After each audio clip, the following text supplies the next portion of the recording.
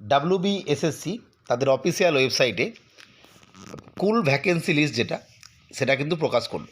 মূলত তোমরা প্রত্যেকেই জানো যে কাউন্সেলিং শিডিউল প্রকাশ করার পর 20 তারিখে intimation letter download, vacancy list বা কাউন্সেলিং সিকোয়েন্স নাম্বার এগুলো প্রকাশ করে বলেছিল।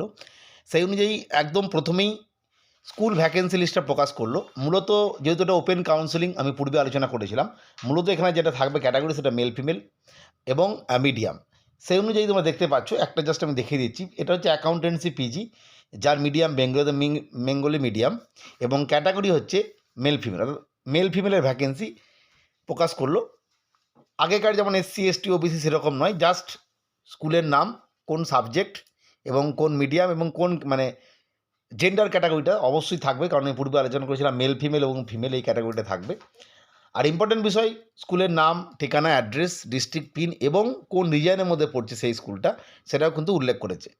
30টি পেজের একটা PDF প্রোভাইড করেছে। মূলত এই PDFের মধ্যে প্রথম যে ফার্স্ট কাউন্সেলিং পার্ট 1-এ যাদের লিস্টে নাম আছে আর কি, মানে যে সাবজেক্টগুলোর সেগুলোর আছে, তোমরা প্রত্যেককে দেখে নেবে যে কতগুলো মানে ভ্যাকেন্সি অনুযায়ী কোন কোন স্কুলের নাম রয়েছে। যারা এই লিস্টে মানে মেন লিস্টে নাম আছে আর কি, কনফার্ম যাবে কাউন্সেলিংয়ে, তারা চাইলে তোমাদের বাড়ির কাছাকাছি বা ডিস্ট্রিক্টের কাছাকাছি বা পাশার ডিস্ট্রিক্টে যেগুলো রয়েছে সেই স্কুলগুলোতে একটু দেখে নেবে, ভালো করে খোঁজখবর নিয়ে নিতে পারো।